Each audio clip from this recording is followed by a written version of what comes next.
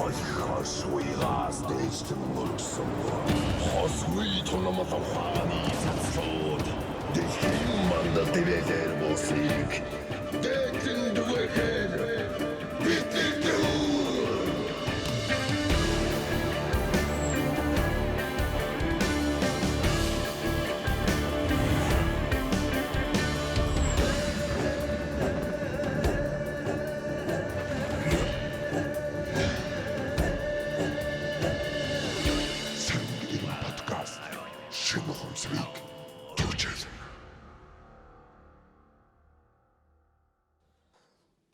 Сайн байцгаана уу? Сэрэнгэрэн подкаст ээлжтэн дугаар эхэлж байна. За мэдээж подкастаа өөрийнхөө ураа өгөр эхлүүлнэ. Боломжлол ёсоор Сэрэнгэрэн подкаст шинэ ухамсарыг түүчээлнэ. За ерөнхийдөө бол Сэрэнгэрэн подкаст 10 дугаар явууллаа. 10 дугаараас 10 зочин оролцуулсан. За манай Сэрэнгэрэн подкастын хамгийн гол зорилго бол энэ хүн буюу бид хэмээн нэрлэгдэж байгаа энэ номынхон дотоод үзэл агуулгыг л үзэгчд, сонсогчдод хүргэх энэ тухай энэ агуулгыг бусдад таниулах зорилгоор явагдаж байгаа. Нийт ердөө 33 дугаар явагдана. Миний тооцоогоор 33 дэд сэдвтэй 33 оноос нэртэй дэд сэдвтэй учраас 33 дугаар л явагдана. За үүнээс 10 нь явагдсан гэж ойлгож болно. За өнөөдрийн дугаараар 10 дугаар явуулаад нэг дугаарыг арай өөр маягаар хийхээр шийдсэн.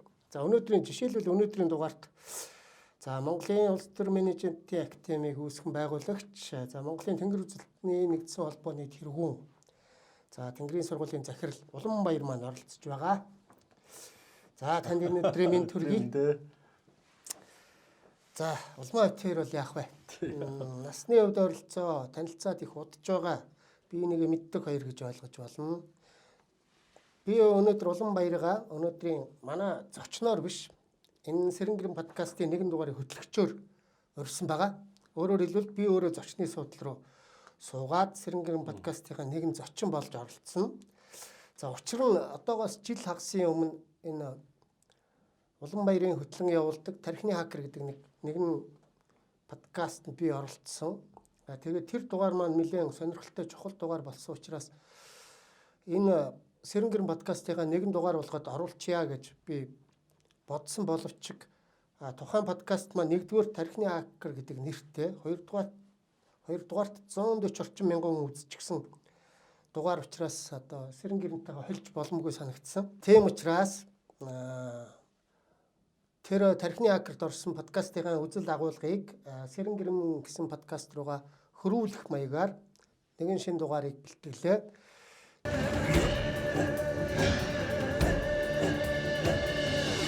Сэрэнгэрэн подкаст шинэ ухамсарыг түүчээлнэ. За зочны суудлал дээр суусан сонирн байна. За ер нь бол яг бас энэ надад ч их сонирхолтой санаа байлаа. Тэгээд подкастын эзний өөрийнх нь одоо дотоод ихтгэл үнэмшлийг үзэгч түмэндээ сонирхуулна гэдэг бол бас маш их тийм сонирхолтой сэтлэл л дээ. За тэгээд хоёлаа би бол жоохон чөлөөтэй ярих гэж бодож байна.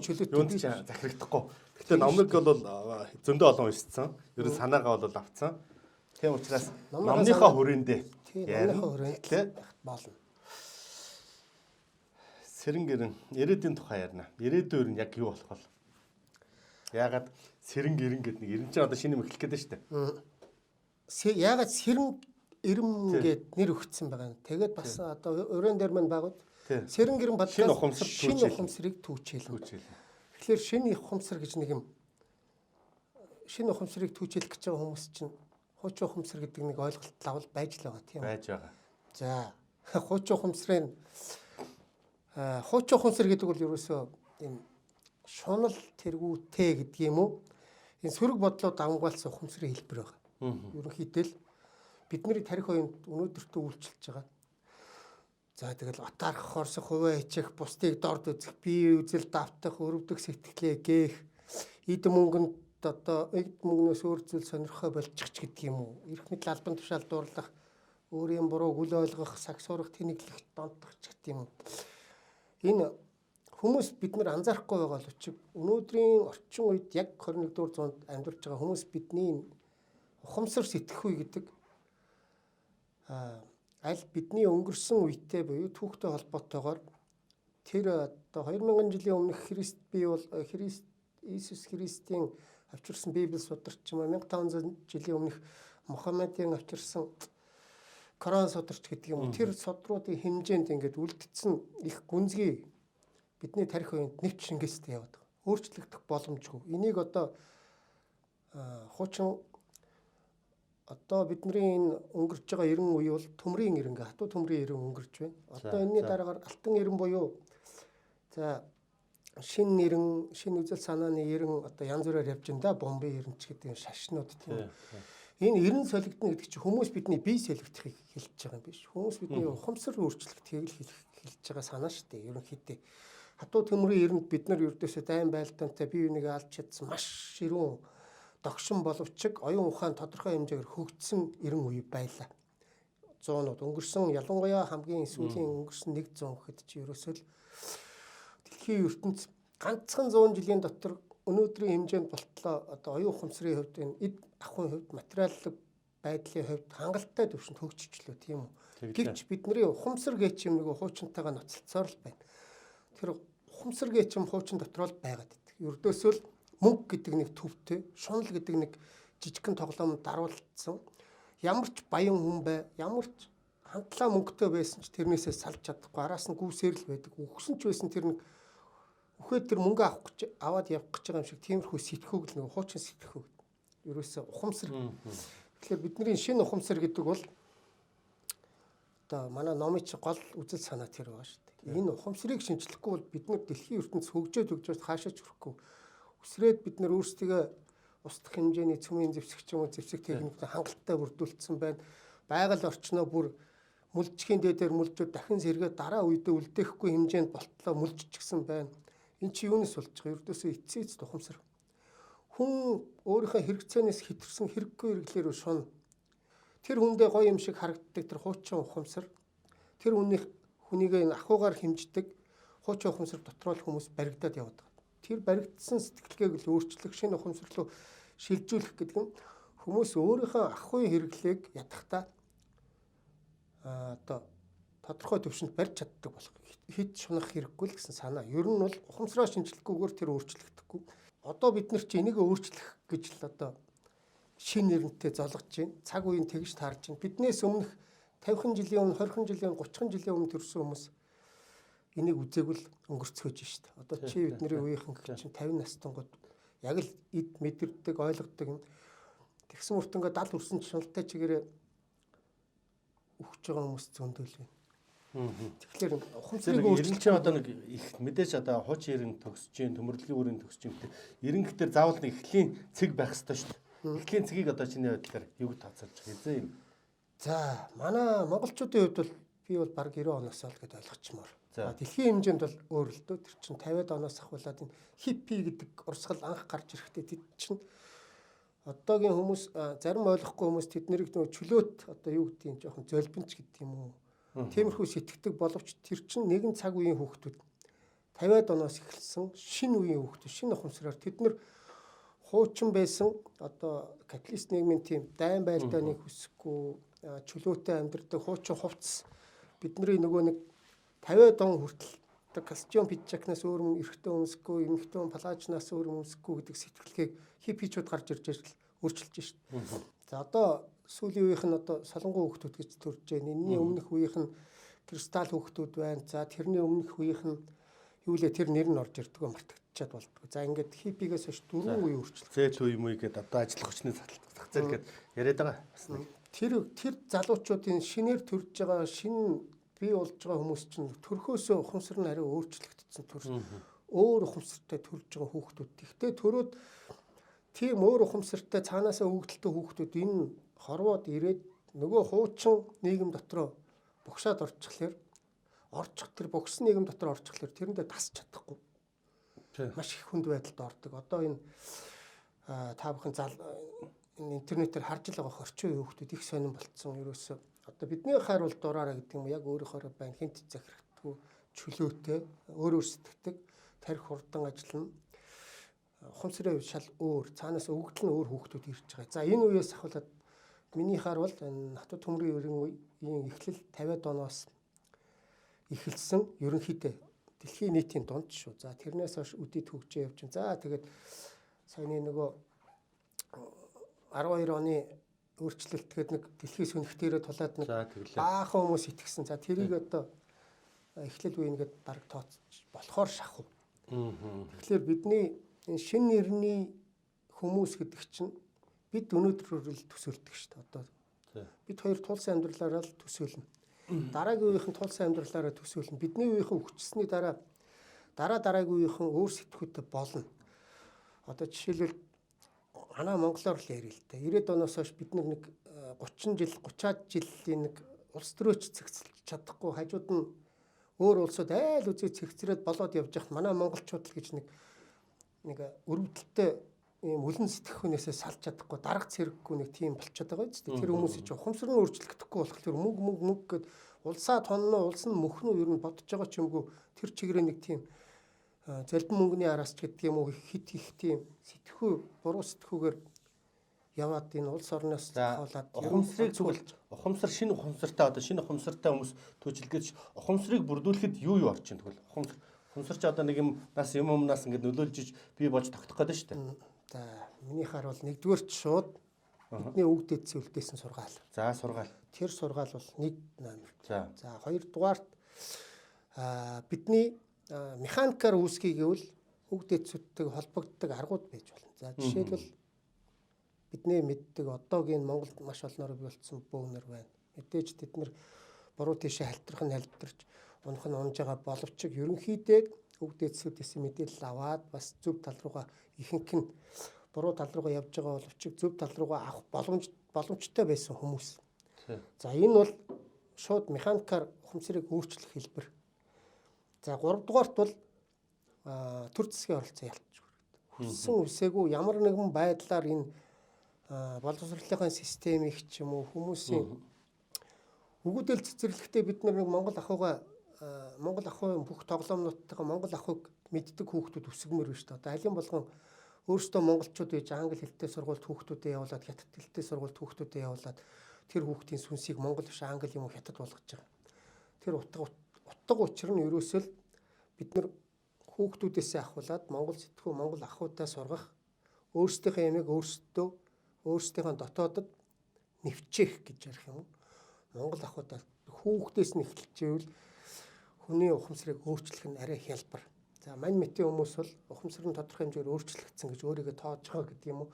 Мань мэтийн хүмүүс бол миний хажууд өссөн хүүхдүүд зөв ухамсартай болоод хүмүүжиж байгаа. Тэрнээс өөрөө ухамсараа шинжилээгүй өөрөө одоо авилгач ба элдвэмээр бажицсан нэг том баян нөхөр байж л дээ одоо юу ч гэдэм төрийн албаар ч юм уу ямар нэгэн тэр үний хүүхэд нь тэр үний олсон мөнгөөр гадаад дотоод сургуульд яваад ч юм уу төрийн мөнгөөр сургуульд яваад тэр хүүхдүүд эцэг их нь тийм үлгэр үзүүлж байгаа бол тэр хүүхдүүд эзэж өөрчлөгдөхгүй тийм л болно шүү дээ. Тэднэрт мөнгө л чухал болохоос тэр юу ухамсар бусдын яаж зовох одоо хулгай хийж мөнгө олно уу яаж олно уу огт байдгүй болж шүү дээ. Одоо яг өнөө маргааш дээр явагдаж байгаа энэ нэг нүүрсний хулгаанаас ахуулаад тэр ч одоо юу гэсэн ч үгүй. Тийм хүмүүсийн үр хүүхдүүд хизээч орчин байхгүй болохоор тэр шинэ ухамсарыг сууж чадахгүй гэсэн санаа. За. Тэгэхээр бид нар бол хамгийн түрүүнд боловсролын системээс цэцэрлэгээс нь ахвал системийг өөрчлөхгүйгээр юм. Тий, өгдөлтөйгээ холбогдох арга байна. Боловсрол гэдэг юм уу тий, өгж байгаа мэдээлэлээр дамжуулаад хамгийн гол шинэ ухамсарыг суулгаж болох гэж тийм үү? Болно. Монгол ахуйгаа баг-багаар хар багаас нь суулгаад баг явж байгаа. Тэгээд нэг 14 5 хүрээд ухаан суугаад ирэхэд механик холболт үүсгэж болно гэх гэдэг би бол. За, ном маань гараад 4 жил бол 4 жил орчим. За, хоёулаа ярилцаа жил гарсан болцсон юм байна. Энэ хугацаанд ямархуу одоо өөрчлөлт болов? Ямархуу өөрчлөлт болов? За, танаа ярилцлаганд орохоос өмнө 2 жил болцсон байхад ном маань 700% тарсан байсан. Манай энэ ном ч нөгөө худалдаанд байхгүй. Зөвхөн гараас дамжуулж байгаа шүү. Гараас гарт одоо хүртэл тэр шүү. Гараас гартаараа л яваад байгаа. Тэгвэл одоо нийлээд ном гарсан баг тархины хакерт орсон нэвтрүүлгээс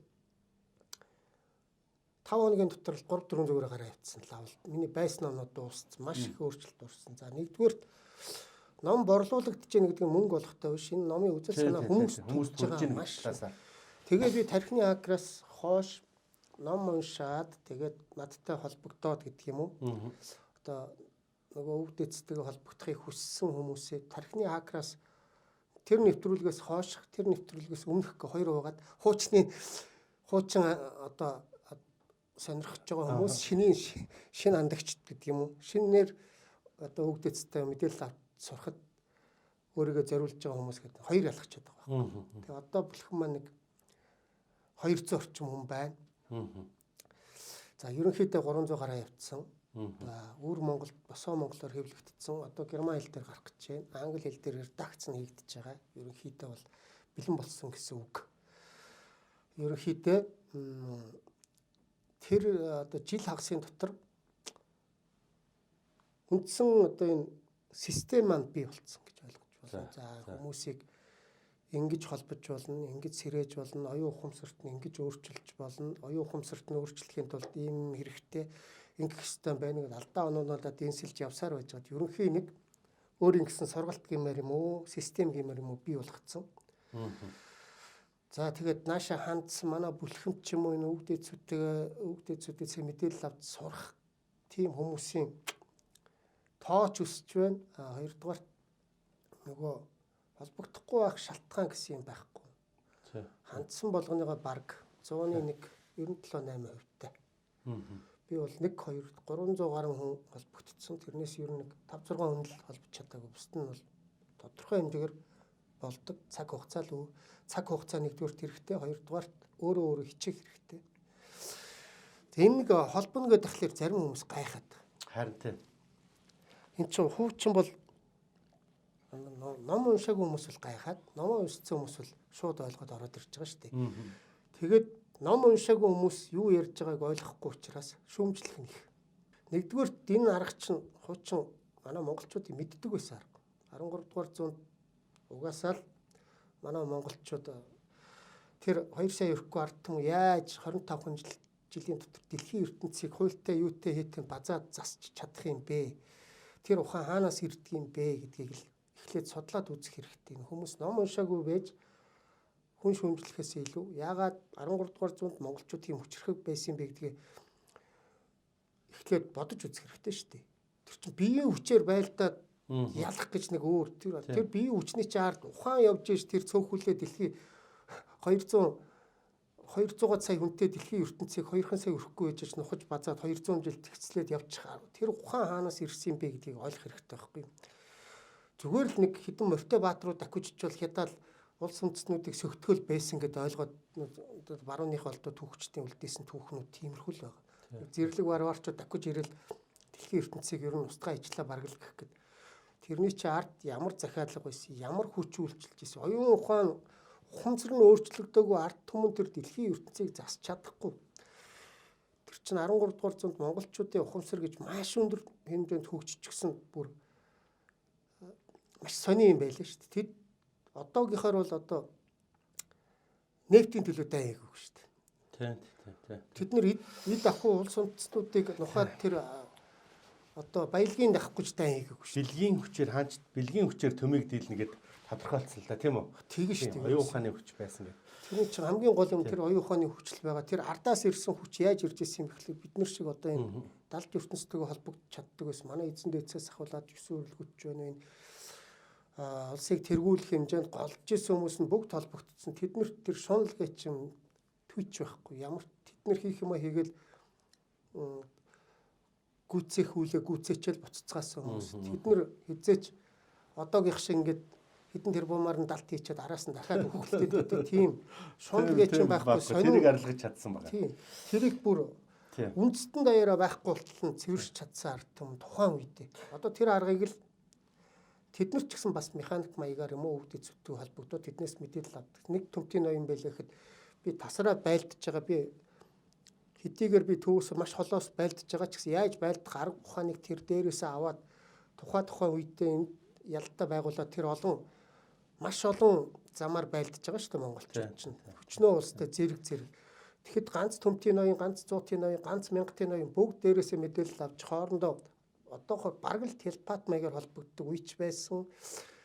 Бас зөвхөн хувь хуваараа за ингэж ялах арга ухаанаа цаанаасаа авчаад байлддаг үеч байсан. Мэдээж оюун ухаан нь оролцсолгүй яах вэ? Гэхдээ л 2 сая өрхгүй хүн 200 сая хүнтэй дэлхийн ертөнцийг тэр чигээр нь 25 жилийн дотор дарж авчаад 200 жил өөрсдөө хуулийн дотор барьж чаддаг ард түмний ард байсан тэр ухаан маш чухал. Тэр ухааныг олж авах гэж л одоо энэ хүмүүст одоо холбогдохыг хүсэж байна, өвөг дээдсүүдтэй холбогдохыг хүсэж байна, тэнцээс мэдээлэл авахыг хүсэж байна шүү дээ. Ер нь бол одоо зөвхөн номны үзэл санаанд дагвал бодол бол биднийх биш гэдэг байгаа шүү дээ, тийм үү? Минийх биш. Би бодоод байдаг үг нь гэхдээ минийх биш. Тэр ч яах вэ? Одоо жоохон бодчихлоо ойлгомжтой шүү дээ. Жишээлбэл чи 5 минут бодлого хийж чадахгүй шүү дээ. Тий. Чи огт юм бодохгүй ямар ч хүн дэлхий дээр байгаа 8 тэрбум хүн 10 минут бодлого байдаг нэг ч хүн байхгүй.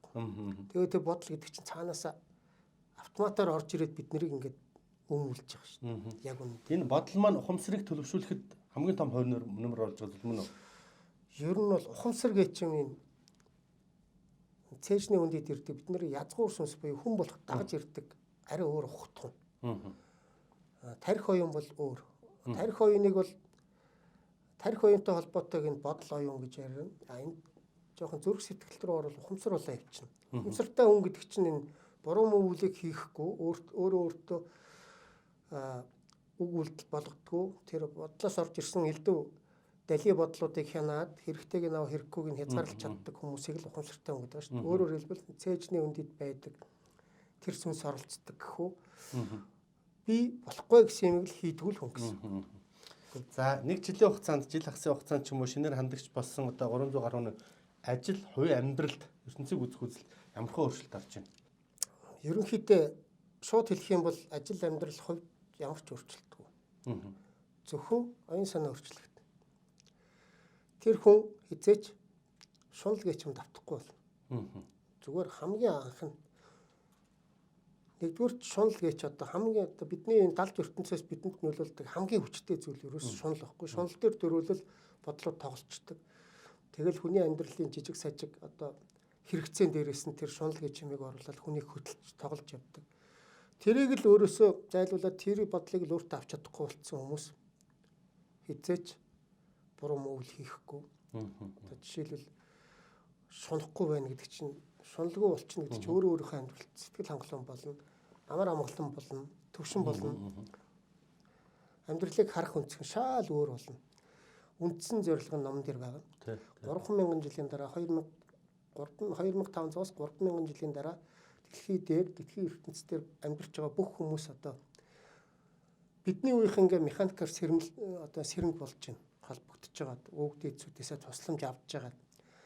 Бидний өөр хүүхдүүд 2-3 үеийн дараа төрмөл сэрэнгүүд бий болно. Тэд угаасаа тэр шунал мөнгө авахгүй энэ материаллык зүйлийг тоохгүй болно. Оюун санаа тэдэнд хамгийн чухал болохоос өнөө маргааш өмнөд гутал байшин барилга, машин техник тэдэнд огт байдгүй. Тэр бол хэрэгцээ.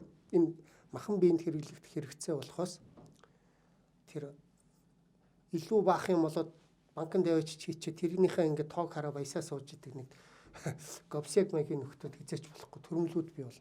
Энэ маягаар ингээд айжмаар нэг 2500 3000 жилийн дараа дэлхийн өндөрлөгтөн тэр чигээрээ сэрэнг хүмүүс болно. Тэр үеэс ахуулаад дэлхийн ертөнц ерөнхийдөө дараагийнхаа төвшин рүү шилжинэ гэдэг байна шүү дээ. Хүмүүсийн ухамсарыг өөрчлөөгүй байхад бодлоор дамжин ирдэг шин технологиуд ирэхгүй л гэсэн санаа. Ерөнхийдөө одоо бид нарт шин технологи өгсөн уулна. Цөмийн технологи тэр байлдааны хэрэгсэл болгоцсон. Уулын тэр чинь арай өөр юм хэрэглэхэд байлаа. За одоо бол дэлхий дээр нэг тийм дэлхийг өөрчлөх хэмжээний шин технологиуд ирэхгүй. Одоо өв техч нэг хүн байлаа. Нэг шин технологи өгөө тэр хүн өөрөө л баяжиж байна. Тэр технологиг хэрэглэж байгаа боловч бүгд мөнгөтэй утгалтна. Улам хүмүүсийн оюун ухамсарыг бохирдуулах тийшээгээл болно гэхээс тэрүүгээр одоо шин технологиор нь дамжуулж хүмүүсийг мүлжих эсвэл хүмүүсийн одоо хөдөлмөрийг тэр мөнгө гэдэг одоо хэрэгцээгээр нь татаж тэр хүмүүсийг мүлжих хэрэгсэл болгочод байгаа учраас шин технологиуд баг ирэхгүй. Одоо бид нар шин технологи гэдэг юу? Компьютер өгсөн. Энийг зүгээр хөгжүүлж л байгаа болохоос энэ дотор шинэ юм юу ч байхгүй. уртхуугийн хүрээний хөгжлийг хөгжил гэж бодох. Бидний шинэ технологи гэхэлэр юу байх хэрэгтэй юм гэхэлэр нэгдүгээр хүн буюу хүн төрөлхтөн гэж даарахгүй, үлсэхгүй, цангахгүй байх хэрэгтэй. Байгаль орчин бүрэн бүтнээрээ байх хэрэгтэй. Хүн амар амгалан байх хэрэгтэй. Зүгээр л нэг төрхөөсөө өөх хүртэл ажил хийсээр байж байгаа хэдэн дөрвөн хойноос гүйцээр байж байгаа үхдэг тийм ухамсартай хүмүүс одоо бид нар чинь нэгэн бодлын дээрээс харах юм бол зомби шиг амьдраад байгаа байхгүй. За би сэрчлэг гэж түүхтүүдээ ч юм уу гэр бүлийн хамаатан саднуудаа дуудаад сэрээгээд холбочиж болох уу гэдэг асуудал гарч ирнэ. Ер нь бол нэгдүгээрт холбогдох ч юм уу юм шийдвэр гаргасан хүмүүс гэр бүлийнхнээс тодорхой хэмжээгээр зөвшөөрөл гэдэг юм гэр бүлийнх нь ойлгодог байх хэрэгтэй. За манайхан бол ер нь ойлгодог хүмүүс байгаа бүгд. За тэгээд өөрөө нэгэн цэгцэрсэн хүмүүс чинь өөрөө цэгцэрснийхэн дараа тэрийг харж байгаа нөхөр нь ч юм уу эхнэр ч юм хажууд байгаа хүмүүс нь хөвчлээ орж ирэх магадлал маш өндөр. Бараг 50%-ээс илүү. За эхнэр ингээд нүдэн дээр өөрчлөгдөж байгаа юм ч та яах. Нөхөр нь нүдэн дээр өөрчлөгдөж. Тэрийг чинь дагаад үр хүүхдүүд бас өөрчлөгдөд эхэлнэ. Тэгэхээр гэр бүлийн хүмүүжил шиг тиймэрхүү нөлөө бол маш өндөр. Тийм байгаасаа ч гэж би хүсдэг. Хамгийн бага хандагч маань 14 хүн настай хүүхдүүд орж ирж байгаа шиг. Гэхдээ эн чинь нөгөө зарим хүмүүс бурхан шашинтай ойлгох гээд идэг. Зарим нь ерөөсөө нэг шин юм гэж ойлгоод идэг. Огт шин юм биш.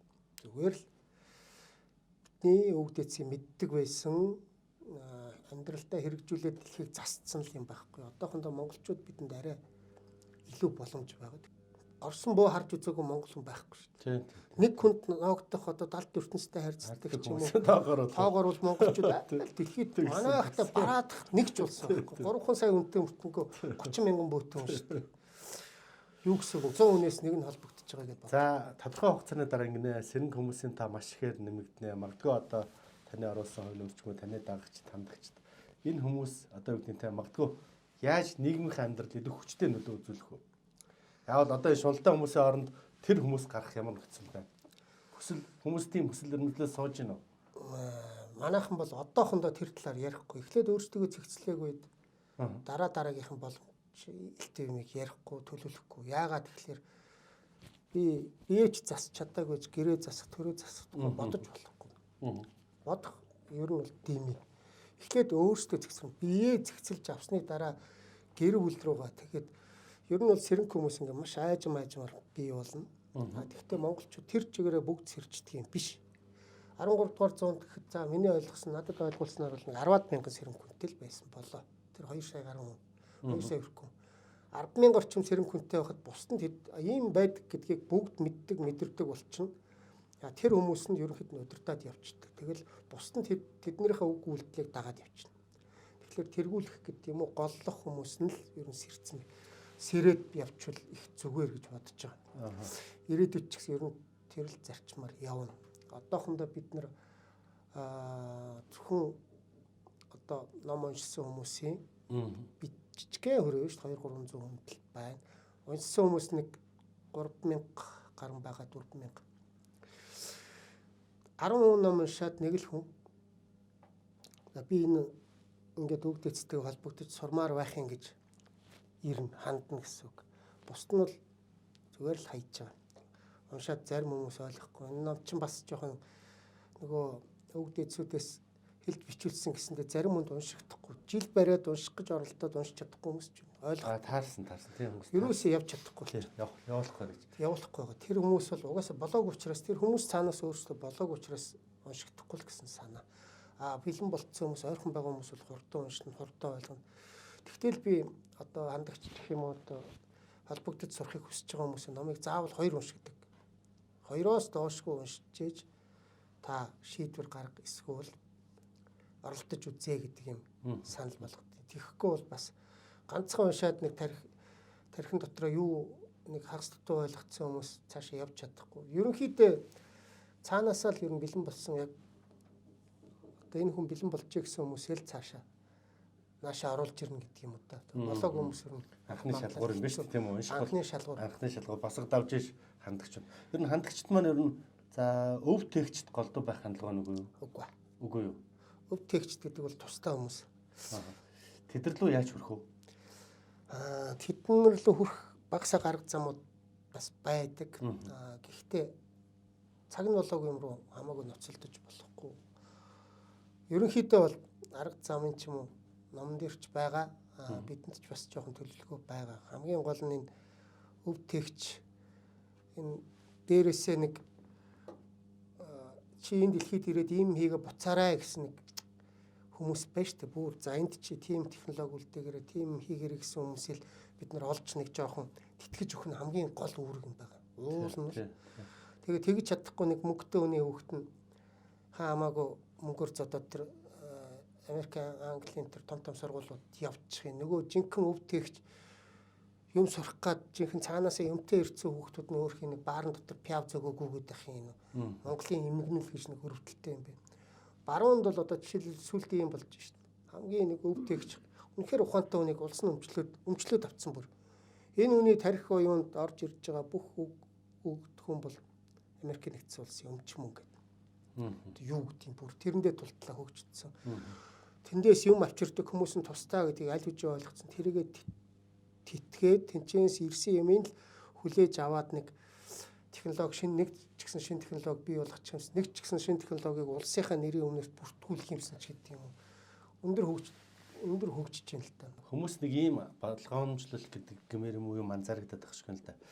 За яг хуу мэдээлэл тэр одоо агуу мэдээллийн сантай холбогдож өвдөөстэй холбогдож байгаа мэдээлэл авах бол сайхан байна.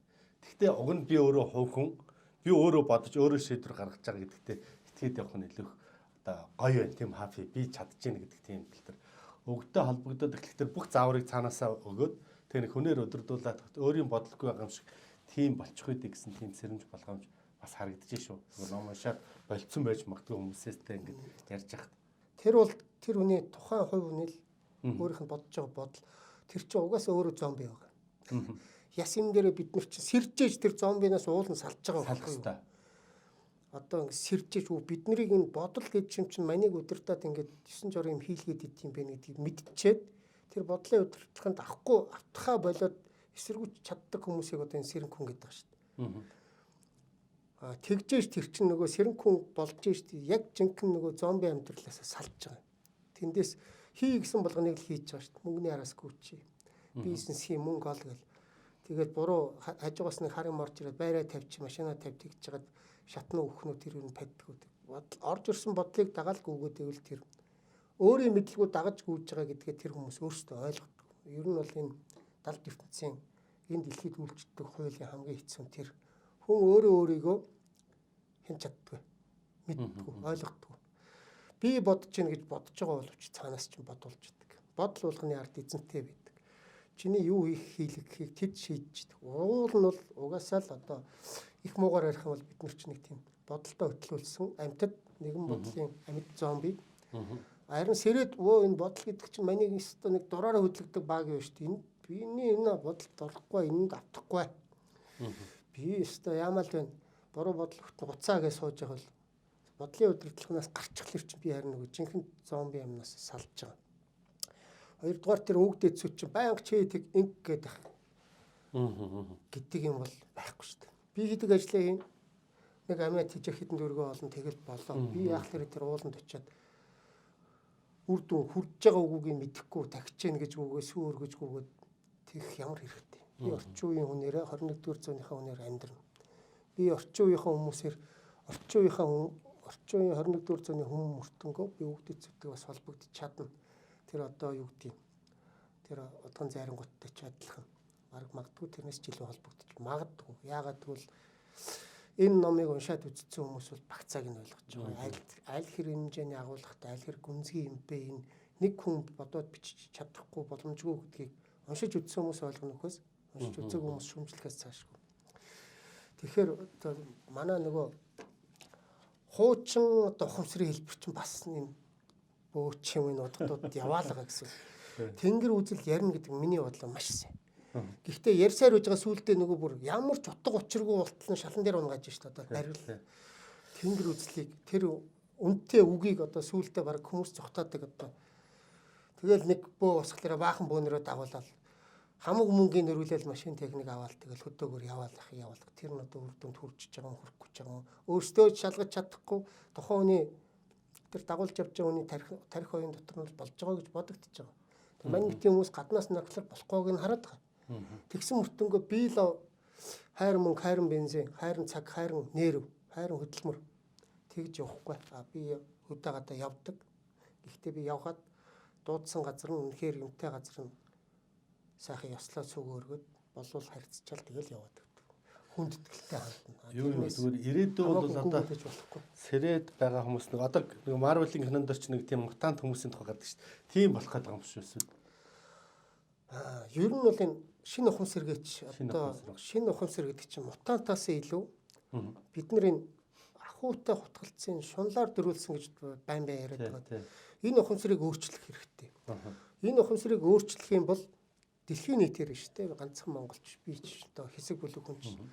Дэлхийн нийтээр энэ ухамсарыг өөрчлөгдсөн цагт шинэ технологиуд ирээд бид нар ёстой нөгөө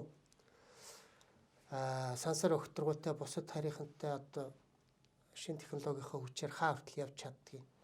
Энэ махан биеттэй байх, махан биегүүгээр орших гэдэг чинь хоёр өөр ухтхан шүү дээ. Одоо бөөнөрийн дууддаг онгодууд чинь махан биегүүгээр оршиж байгаа ч дээ. Тэд нар чинь тэгээд адилхан хүний улаачаараа дамжуулаад ярьж сэтгээд бодоод бүх юмыг хэлж дамжуулж чадаад байгаа ч дээ.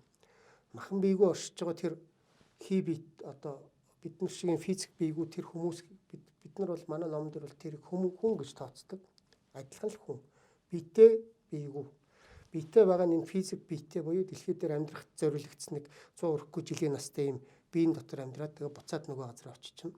Тэнцэнээс наашаа ирж нэг одоо шашнаар бол төрөл авах гэх юм уу? Эсвэл энэ дэлхийд буугаад үр удмаа үлдээх хийх ёстой юм үлдээчихэд буцаал байдаг газар руу очиж байгаа. Тэнд байгаа тэр дээр байгаа оршихуйг л одоо бит бус 5 хэмжээст оршихуй гэж нэрлэдэг байгаа. Бид нар угаасаа одоо бид хоёр ингээл би нэг хараа сууж байгаа боловч улмаагийн оюун бодол төр оршихуйд л байх шүү дээ. Чиний энэ тархин дотор байхгүй шүү дээ. Тархин дотор ч нөлөөлөө чамаг чиний энэ миний амаар яриулаад гарыг хөдөлгөөд элдв хийлгээд байгаа болохоос яг жинхэнэ бидний оюун ухамсар сэтгэл зүрх гэж юм тэр оршихуйдаа байгаа 5 хэмжээст байгаа. Тэрийг бид нэр яаж мэдтгүү гэхэлэр чим оюун ухааныг барьж болохгүй, шатааж болохгүй, хэмжиж болохгүй, өөрийн судалж болохгүй. Энэ оюун ухаан гэдэг тархинд мэдрэгдэж байгаа юм хэн ч хизээч судалж чадахгүй. Тэр чин тэр байгаа оршихуйдаа 5 хэмжээстэй байж байгаа. Зүгээр бидний тарих уурга тарих гэдэг энэ нэг юм булцаасан нэг ийм юм дотроор энэгээр дамжуулаад махан биеийг хөдөлгөж дэлхийн ертөнцийн ахуй талын аар саархан зүйл хийж байгаа болохоос хийж өөрийнхөө энэ махан биеийг нэг юм дутах гацх юмгоо дааруулахгүй одоо өлсөхгүй элдв хэрэгцээг нь хангах гэдэг одоо бүх юмыг хийлгэж байгаа л нэг бичгэн ертөнц гэдэг юм их жижиг тэр. Тэр дээр байгаа махан биегүй ертөнц гэдэг чинь хэтэрхий том.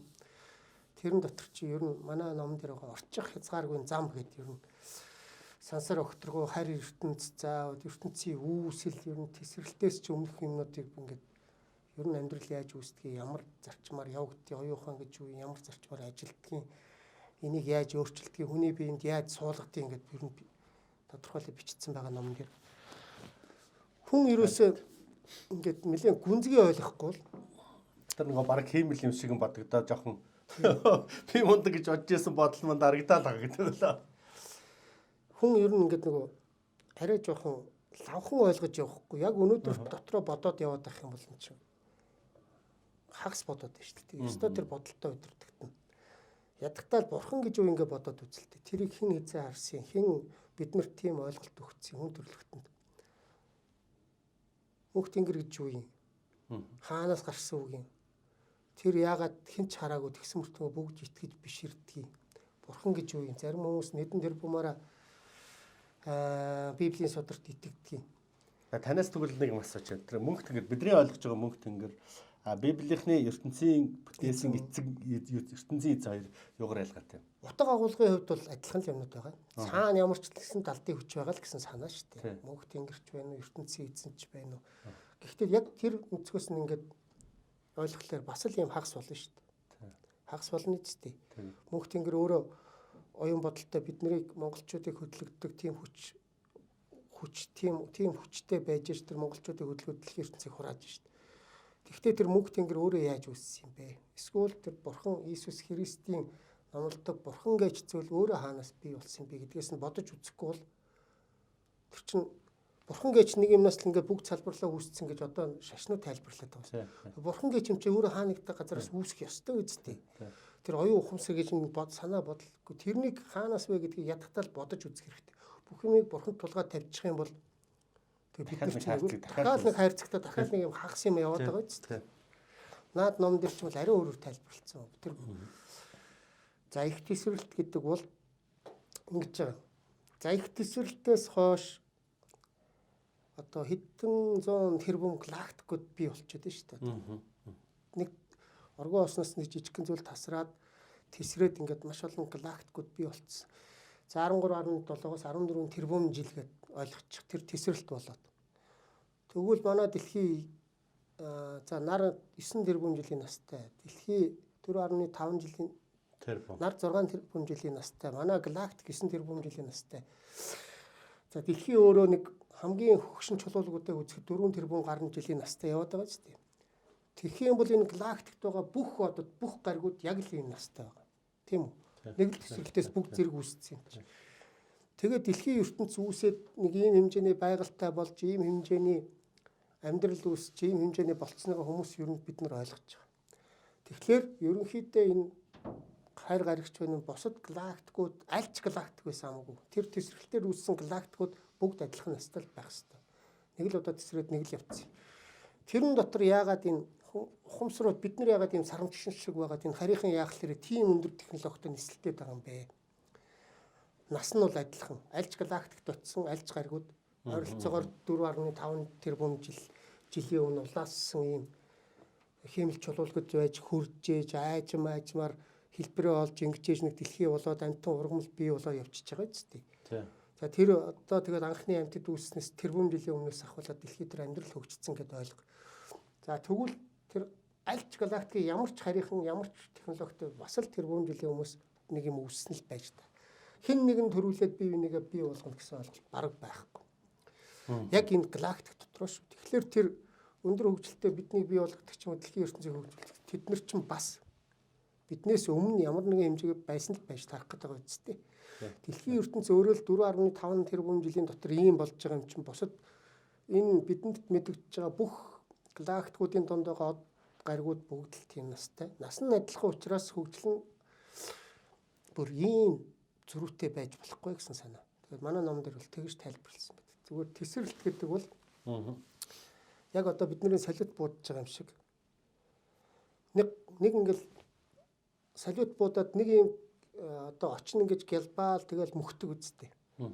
Тэгвэл манай энэ их тесрэлтийг яг тэгж ойлгож болно гинэ. Маш томоор нь харах юм бол ганцхан их тесрэлтийн хэдэн зуун тэрбум ус энэ тесрэлтийг чинь бидний хэмжиж чадахгүй хол хязгааргүй орон зай дотор чи энд нэг тесрэн энд нэг тесрэн яг л солиот шиг ингээл тесрээл буцаал одоо агшаад байхгүй болж штэ. Яг л галактикийн бидний мэддэг их тесрэлт гэдэг бол тийм л юм а гэсэн санаа. Тэр үед бол оюун санаач гэх юм уу ямар байдлаар ингээд хадгалагдаад дамжаад яваад байсан байж таарах нь том их мэдээлэл маа. Big data гэх юм тийм. Тесрэлтүүд яг ингээд зэрэг болохгүй. Энэ тесрэлт бол манай галактик одоо universe гэж орчуулж байгаа тийм. Энд нэг хэдэн зуун тэрбум галактикууд байна. Энэ тесрэлт болоод амьдрал үүсэх боломжтой орчин үүсгэхэд энэ тесрэлтээс амьдрал үүссэн нөгөө энэ тесрэлт ингээд буцаад хумигдж байгаа үе байна шүү дээ. Ерөнхийдөө тэр тесрэлт унтарч байгаа үед амьдрж исэн амьдралууд энэ тесрэлт бий болсон энэ амьдрал руу зөөгдөж идэг гэсэн санаа. Оюун ухаанч бай ер нь бүх юмуд тесрэлт хаа сайгүй ингээд ээлжлээд буцалж байгаа юм шиг болж идэг. Тэр хооронд л амьдралууд үүсч мөхөж явдаг. Манай галактикч одоо манай энэ их тесрэлт ч гэсэн одоогор тэлж байгаа боловч харьцангуй нар одоо хэдэн 2 тэрбум жилийн дараа буцаад мөхөөд ирнэ шүү дээ байхгүй болно. Тэр хооронд амьдрал үүсэл бидний энэ тарихаар бодглохлоор хэтэрхий богинохан санагдаж байгаа боловч урт санагдаж байгаа боловч нар маань мөхөхийн алд бид нар хаа нэг тийш нүүн үздэг. Тэр чигээрээ байхгүй болохгүй ч тийм. Тэгээд бидний оюун ухаан ч одоо энэ сэрэнгээс ахуулаад ингээд дөнгөж орчин үедээ л одоо л бид нар сэрэнг гэж ярьж байгаа болохоос ирээдүг харах юм бол шал өөр ухамсартай болцсон. Би Махмад маань өөр ямар нэгэн амьдралын хөвшил дасцсан өөрчлөлтөд зохицоод технологиуд нь хурж ирээд өстой харь хооронд хийдэг нисдэг бүх одоо тэр хүлэгүүд нь бий болцсон. Тэгээ өөр гариг дээр амьдраад ингээл тойрол явчихна л гэсэн санаа. Ерөнхийдөө ганцхан амьдраад бүхдэг гэсэн нэг хөөрхий өрөвдөлтөй бодлоос нэг юм бүр асуумаар санагдчихлаа. Танай подкастн дээр бас нэлээд яригадаад байгаа харагдсан. Та харин гаргийнхан ч юм өөр оюун ухааны төлөвшөлтөй байгаа хүмүүстэй уулзаж учирсан, мэдэрсэн, санал бодлоо солилцсон тийм түүх тохиолдол байна. За яг энэ дээр нэг юм бол байгаа тийм үү? Нэг санаа бол хальт ингээд цохолгоо хайцсан байгаа. Өөрөөр хэлбэл учирсан гэхээс илүү юу? Харсан тал бол байгаа. Харсан. За уул яг нэг манай бидэнд болохоор манаргааны үе гэдэг юм аа. Яг ингээ анх холбогдож явах үед одоо бөөнөрч гэсэн нэг юм сонир болчдөг тоо. Тэр үедээ ингээл 70 ертөнцийн элдвэнүүдийг мэдэрдэг. Тэр үедээ бас ийм хөөрхөн жижигхэн гэрлэн хүмүүстэй бас тоглолтдог байсан үе байдаг. Тэрийг би оюуны хүч гэд нэрлэлсэн байсан юм а. Тэр ингээд баруун мөрөн дээр суухлаа. Пүү тархитлах байсан тоо. Хатчингуй ажиллана. Ойлгохгүй юм байхгүй болчихно. Ойлгохдохгүй юм амьдрал дээр ойлгохдохгүй юм байхгүй. Бүх юм утга учир ингээд ил болоод мэдрэгддэг нэг тиймэрхүү юм байдаг. Би тэрийг харин өнгөж бодохгүй байна. Гэхдээ оюуны хүч гэд бидний тарих оюуны хэрэгцээтэй бол маш тэлж чадах тийм хүч байгаа гэдгийг л өөрийнхөө биеэр мэдэрсэн. За тэд нар бол миний ойлгосноор бол ёстол нөгөө 5 хэмжээст байгаа аль нэг хүч. Харийнхан бол биш байх. Харийнхан бол бид нарыг хитрхи бид нар ч бол харийнхны хажууд чинь нэг юм өрөвдөлтөө өөрхий дөнгөж эхэлж байгаа шаргалт шиг амтчих жижигхэн. Энэ тэгж нөлөөлж байгаа бол бид нар үхээд 5 хэмжээст орчгоо дээр очихлоор сүнсний хөгжлийн зам гэж байна. Тэр хөгжил дээшлэгдсэн одоо манай номон дээр бол 3 шатлцсан байгаа. Буурлууд дээдсүүд гэгэрсэн дээдсүүд гэсэн. Тэр хөгжил дээшлэгдсэн маа ер нь оюуны хүч нь оюуны бидний энэ дэлхийд хэрэглэгддэг оюун санаа гэж нэг өрөвдөлтөй жоохон одоо биднийхаар бол нэг өстой нэг шоргоолцны оюун санаа шиг 4-9 ч юм. Дээшлэгдсэн маа оюун санаа маш хүчтэй өндөр хэмжээнд хөгжин хүн тэрэнд өөрөө суралцж иж хүрдэг гинэ. Тийм учраас бид нар энэ хүн хөлтлөө суралцсан өгсөн онойт цаашаа суралцснаа гэдэг нэг ном дэр байгаа. Ерөнхийдөө бол ингээ шалгуур тавьж өөрөө хөгжиж иж цаашлах зарчим альч одоо оршихуй дээр үйлчлдэг гэсэн гин. Тэгэхээр бид нар ч гэсэн яг тэр тиймэрхүү юмар л урагшлан гэсэн. Хүмүүс бидэнд нөлөөлж байгаа энэ оюун санаа далдаас нөлөөлж байгаа бодлоор дамжин ирж байгаа энэ оюун санаанууд бол хүмүүс бидний энэ тарих оюуны хөгжил таацуулаад багасгацсан хэлбэр. Өөрөөр хэлбэл одоо компьютероор жишг юм бол мегабитийн хэмжээний л одоо хэмжээнд хурдтайгаар ажиллаж чадна гэсэн. Бид нэр 128 мегабитийн арам одоо анх үүсэж байхдаа ямар өндөр байлаа. Одоо тирагаар алга болж өгч байгаас хэдэн зуун тира, мянган тираг явчихж байгаа. Яг тэр юм шиг бид нар бол бидний энэ тарих оюунд үйлчлдэг оюуны хурд бол яг үүндээ тэдний хажууд мегабитээр хэмжигдэх бяцхан оюун ухаан гэсэн. Жижигхэн оюун ухаан. Энэ дээшлэгдсэн маа битээ үедээ юм бэ? Биегүү болохоор мегабит нь килобит нь мегабит нь гигабит гэдэг тэр 5 хэмжээст оршууд очихлоо томроод хүчтэй болоод хөгжинэ. Тэгээд тэр цаашлаад хамгийн өндөр түвшинд хүрсэн үедээ цаашаа тэр жинхэнэ тэр өндөр хөгжсөн одоо харийнхан гэдэг юм уу энэ орон лагаар чөлөөтэй нислэлт чаддаг одоо хүчнүүдтэй харьцаж чаддаг болдог гэсэн. За одоохондоо гисэн гэж ярихгүй л ярьж чадахгүй. Яагаад гэвэл би ч гэсэн килобайтын хэмжээнд сэтгэж байгаа тарихтай хүн. Яг уу нэг манарх үедээ нэг мегабитийн хэмжээний юмнууд үзээд буцаад ороод ирсэн. Нэг тиймэрхүү л гэж ойлгож байна. Хад өгснээс хойш өстө гига тера руу явдаг. Тэр үедээ бол тэр өнцгөөс бид нарыг харахаар өстө нөгөө одоо бид нар 90 оны компьютерийг орчин үеийн компьютертэй ингээд залгуураар нь холбоотч хоорондоо харьцаж чадахгүй зү тэр чинь яагаад гэхээр эннийх нь хүчин ч гэж юу юм тэрнийх нь хүчин ч гэж юу юм тэр харьцах ямарч боломжгүй хэмжээнд байна. Тэгэхээр хүмүүс бидний энэ оюун ухамсарыг тэр 70 ертөнцид буюу оршихуй руу орсон оюун ухамсартай харьцуулах ямарч боломжгүй л гэсэн санаа. Тэгээд бас ном дээр нэг байдаг жишээг дурдчихъя даа одоо яах вэ? Жишээлбэл төвдөд аймаар олон гэгэрсэн лам нар байдаг гинэ. Бид нар уулын мохорт очиод бүх амьдралаа зориулаад гэгэрдэг. Тэр ганцаараа л хөрхий уулын мохорт суусаар байж гал арай ээж нэг юмны учир утгыг олоод энэ амьдрал гэдэг чи юм бэ нөө одоо юу лээ нөгөө хоосон чанар гэдэг чи юм байна. Тэгээ бүгдийг нь ойлгоод тэгээ өөрөө хүчдэг. Тэгээд тэр яах гэж энэ амьдралд биетэй болж төрсөн юм бэ гэд. Тэр үний тэр олж мэдсэн сурсан бусад хүмүүс тусаа өгөхгүй бол тэр яах гэж тэр ганцаараа гэгэрээд үхчихэж байгаа юм бэ? Нэг тийм санаа ном дээр байгаа ч гэдэг. Тэгээд одоо манайхан бол би одоо жишээлбэл манайхан ч яг ном дээр байгаа зарчим чинь чи юм хүмүүс одоо өөрөө ойлгоод мэдэрч чадсан бол бусдаа түгээ бусдад ойлгуул гэсэн л зарчмаар би энэ подкастыг хийж наад номыг чинь тайлбарлаа суугаад байгаа. Ном уншаагүй хүмүүст яг үннээ хэлэхэд надад жоохон эмзэгч явах бай. Одоо жишээлбэл нэг өөр төвшний яриа мэдээллүүд солилцаад бас жоохон төвөг үүсгээд байна.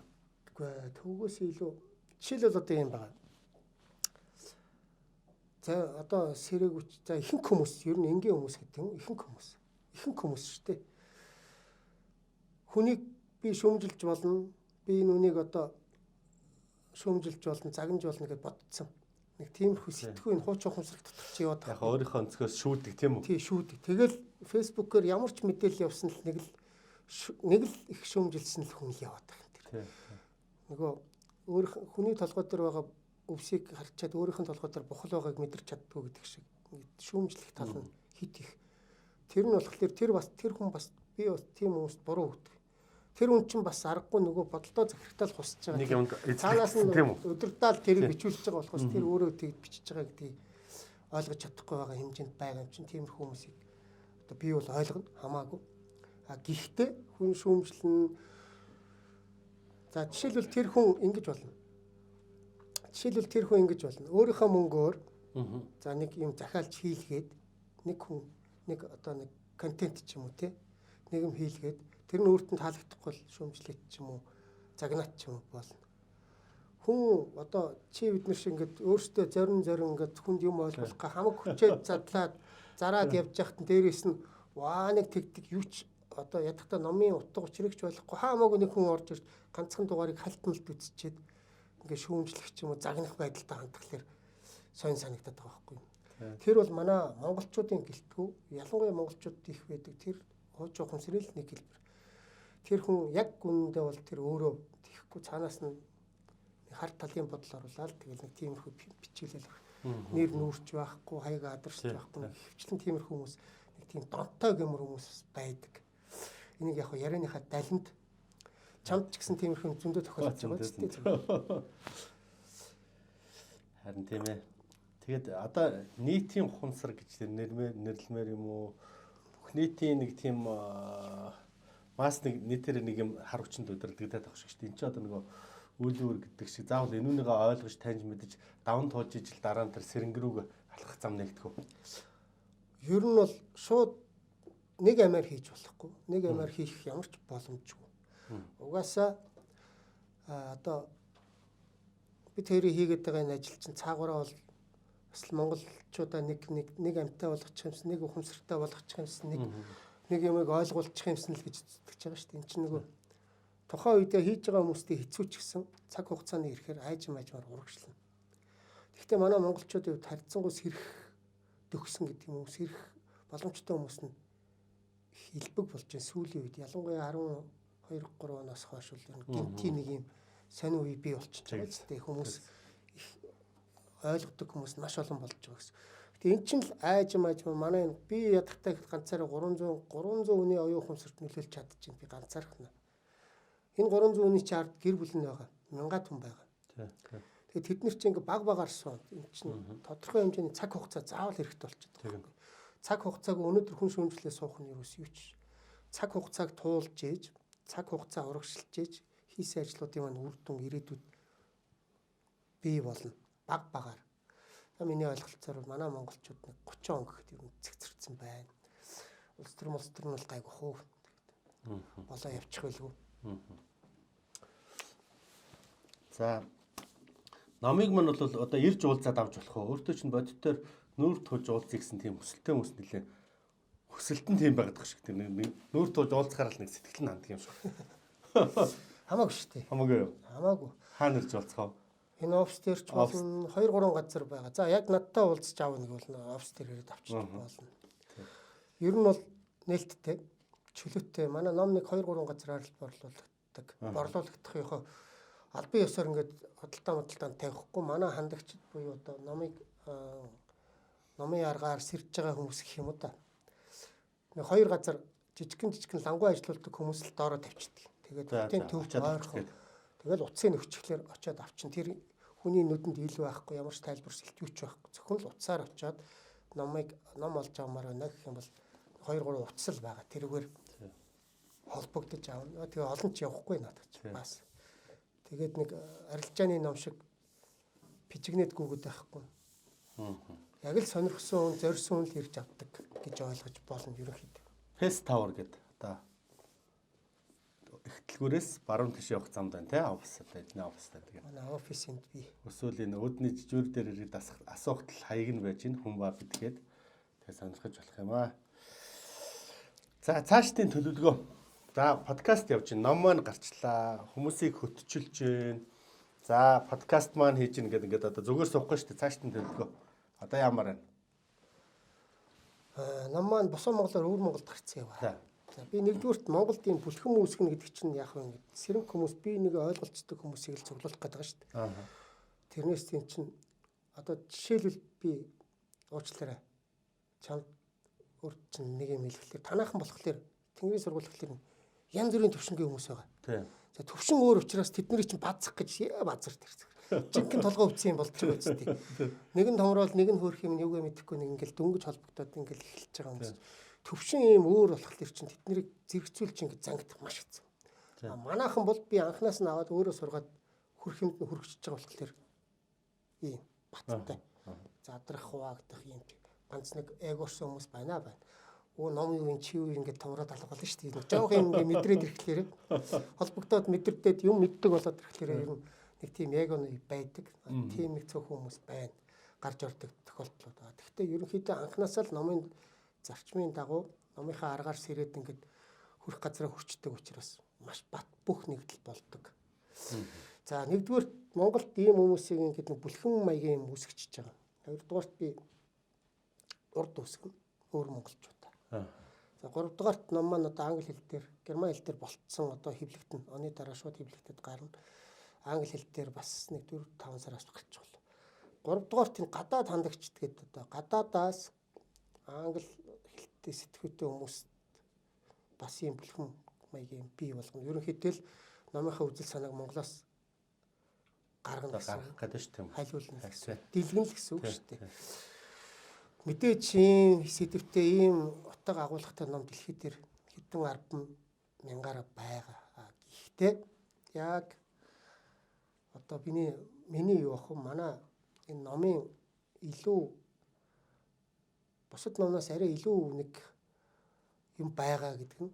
Одоо манай нэг хандагч байт юм аа. Америкт олон жил сурсан. Америк сургуульд төгссөн, олон жил англи хэлээр ус цас тэгээ Японд ажилладаг хандагч маань манай номыг уншичаад иймэрхүү утга агуулгатай ном төстэй ном дэлхий дээр бестселлер болсон хамгийн шилэгдмэл гэсэн номнуудыг интернетээс хайгаад бараг жил 2 жил уншсан.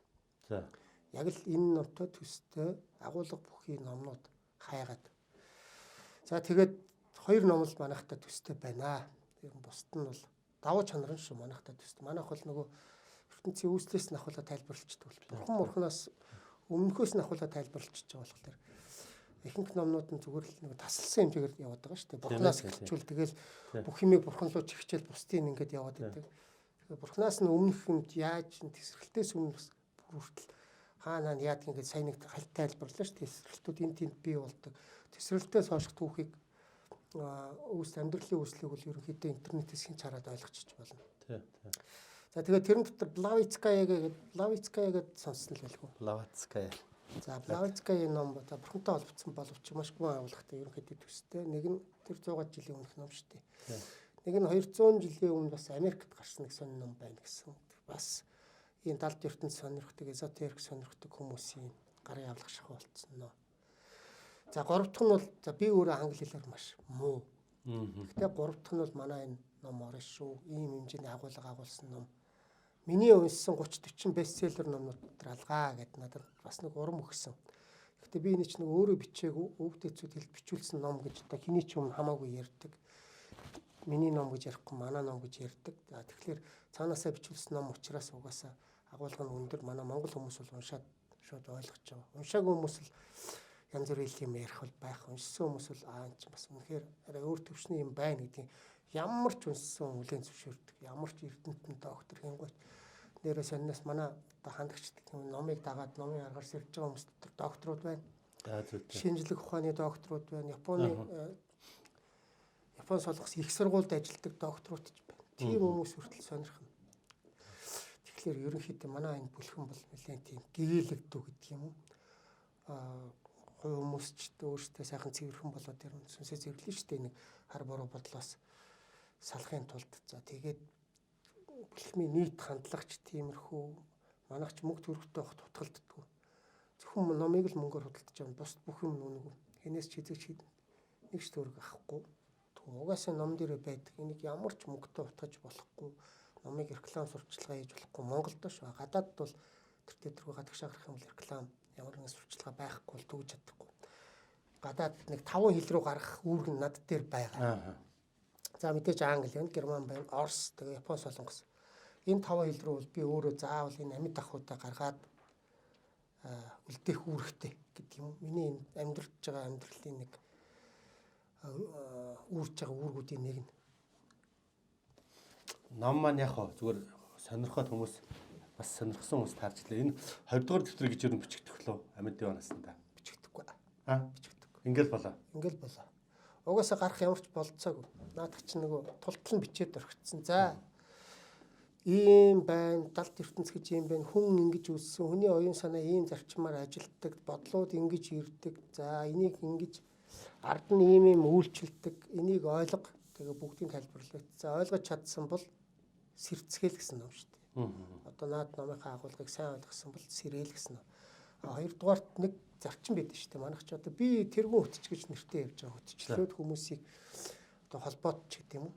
Тэгээд би өгсөн чээс манай хүмүүс дараа дараагийн хөтчүүд одоо ингээд би болоо явчих чинь. Тэрийг би чи хөтөч бол гэж хэлдэг.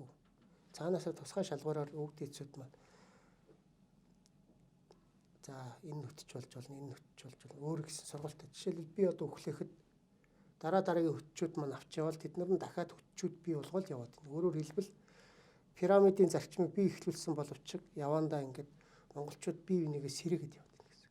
Эхний үеийнх нь хүчил байна, яв буцчил байна. Дараа үеийнх нь сэрээд дараа дараагийн үеийнх нь цэгцлээл тэгэл буцаал цэгцлээл буцаад. Тэгж явж ээж бүрэн бүтнээрээ сэрнэ гэсэн. За монголчуудын ядж яхад нэг 10% гэдэг чи одоо их л тоолтоо. 300 мянган. 300 мянган. Тий. Сэрчих юм бол за нэг 50 жил 100 жил зарах бол. Тэгээд угаасаа л дэлхийн ертөнцийн дээр 13 дугаар зууны монголчуудын монгол үндэстний нөгөө үнэлэмж тэр үед дэлхийн ертөнцийн дээр бий бол монголчууд гэдэг бол тусдаа үндэстэн арай өөр чадвартай чадамжтай. Яагаад тэгэхээр нөгөө энэ далд ертөнцтэй харьцах чадвараараа монголчууд чиг ийм олон хүн амынхаа тоонд харьцуулахад ийм их ойрхон ард түмэн байхгүй. Ховор арга байхгүй. Зүгээр сэрчлээ гэдэг жишээлбэл хүний нэг тийм амжилтын тухай өөрийгөө нэг илэрхийлэхийн төлөө тэмцдэг, тэмүүлдэг тэр хүсэл нь унтарчихгүй байгаа сте. Байхгүй шүү дээ. Улмал цаашаа болоод энэ ер нь. Улмал цаашаа болно. Улмал цаашаа болно. Ажлыг маш зөв аргаар хийдэг болно тийм үү? Шунлаггүй. Ийм нийгэм дотор байгаа юм чинь тодорхой хэмжээгээр мөнгө олж оршин тогтнох ёстой тодорхой хэмжээ. Гэхдээ тэр чинь нөгөө цаад агуулгын шунлын төлөө биш болчихлоо. Өөр бол явчихдаг байхгүй. Хүмүүсийн ухамсар сэтгэл л өөрчлөгдөж ажил, амьдрал тэр хийж юмд хандж байгаа хандлага мандлага тис өөр бол. Манай хүмүүс хизээч нэг юм хоёр хэлүүлэхгүй. За иймэрхүү байна тэгэрээ ингэрэ болоо. Яагаад гэвэл тэр хүн чинь ухамсараараа хийдэг болохоос хүчээр хийдэг. Ямар нэгэн байдлаар захиргаан дор явагддаг. Тэр энэ ухамсарыг өөрчилнө гэдэг энэ хорвоод ирэх хамгийн хэцүү ажил. Хүний ухамсарыг өөрчилнө гэдэг чинь хэцүү үст. Гэхдээ эзэн дээдс тэр чинь өөрчилж эхлээд өмнө байсан л та. Гэхдээ бас л тухайн үедээ ганцаараа босч амьдралтай сөрж тэнцэж өөрчилж эхлээд дэлхийн ертөнцийг хураачиж чадчих байгаа шүү дээ. Ганцхан хүний амьдрал дотор. Тэгэхэд бид нар хэдэн үеэр зүтгэж байгаад нэг Монгол гэдэг үндэстнийг нэг дэлхийн хүчрхэг үндэстнүүд энийг болгочих хэрэгтэй байна. Үүн ахуй ухамсар талаасаа биш ээ. Ахуй талаасаа биш. Одоо ахуй талаасаа гэвэл энэ Сауди Араб, Катар, Матарыг харал та тэр. Ямар амар өндөр. Бид нар тэр гоё ганган байшин барилга шил тол үнэтэй машинаар одоо тэрүүгээр гоё байдаг бол тэр Катар юунууд чи одоо хүн амынх нь нөгөө үндсэн ухамсар чихтэйхэн гоё хөгжөөд одоо юу болчих вэ? Бараг л бүгдээрээ бурхад болох ёстой үст. Тий. Ерөнхийдөө. Харин явж өнөө мө монголчууд маань хөрхи өөрсдөө ядарч өгөх гэж байгаа мөртөнгөө 30 мянган хонь ковид үеэр хандваллаа гэхэд малчнаас нь ахвал хоньо тэрвэл гүгэд байгаа юм. Тэгэхээр ч бидний сэтгүүд тэднийхээ бол арай өөр. Хөгжүүлж чадаад тэрийг ойлгуулж чадах нь хурдан сэрх артсан байхгүй. Тэрний төлөөлж чадлаараа зүтгээд гэдэг юм уу энэ номын хандагчид маань хоорондоо одоо телефайтер гэдэг шиг эсвэл бодлоороо залбирлаараа бяцлаглаараа холбогдож харилцаж чадж байгаа юм. Ирээдүйн зорилго шүү дээ. Ирээдүйн зорилго тийм үү? Манай 13 дугаар зуунд 10 гэдэг бүл дээр тогтсон системтэй маш хүчрхэг байсан. 10 цэрэг байлдаа явахад нэг нь хаягдаад үлдэхэд хаана алдсан, хаана шархтаад хөвтөж байгааг телепатар гэдэг юм уу? Ер нь зөнгөөрөө гэдэг юм. Зөнгөөрөө. Олоод очиод авдаг л байсан байхгүй. Хаана байгаа гэдгийг одоогийнх шиг энэ техник хэрэглэхгүй. Тэр 10 цэрэг ингээ бүл болдог. Оюун ухамсараар маш сайн нэгждэг. 10-ын ахлагч тийшээ давхиж яхад ямар санаа бодолтой давхиж байгааг бусд нь ерөнхийдөө ойлгочдөг. За ахлагч тийшээ явж ивэл бид нар эдний одоо энэ хүрээний энэ талаас нь дайрах хэрэгтэй байна. Ингээд цаагаараа бол ойлголцоо яваад идэг нэг юм систем байсан байхгүй. Далд талаас, ухамсар талаас. Одоо тэрийг нэг телепат энэ төр гэж нэрлэх нь ч юу вэ? Зүгээр л зөнгөөрөө байлдаж явахдаа л бие биенийг маш сайн ойлголцдог. За нэг нь хүч өргөдөх хаягдах юм бол тэрийг заавал олж авдаг. Хаана хөвтөж байгаа нь хамаагүй.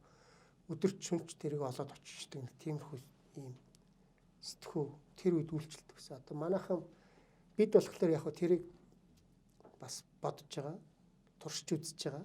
Болж байгаа юмнууд байна. Мэдээж тэр хэцүү. Гэхдээ л болно гэдэг нь батлагдаад болгоол явж байна. Энэ бол одоохондоо бүлхэн доторх нэг юм.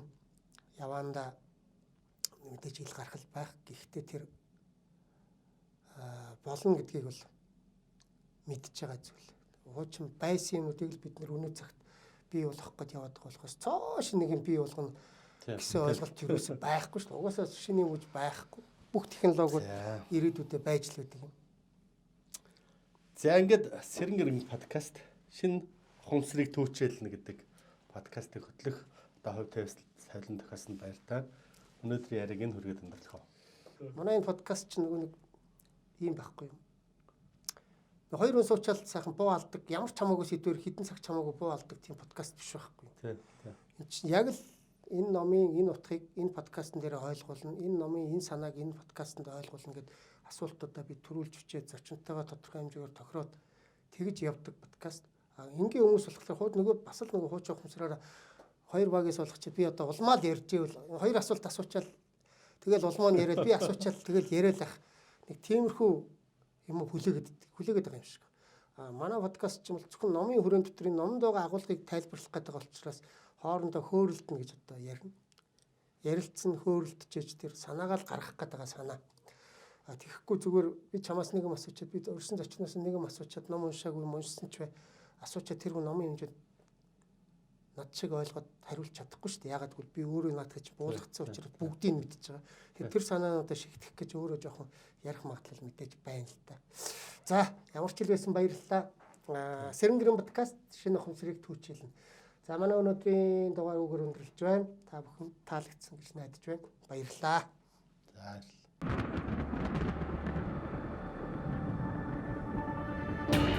Хойхосуйгаас дэжтэн мөргсөн хосгүй тунамал ухааны цацлууд дэлхийн мандал дэвэлэр босыг дэжтэн дүгэхээр битэгдүү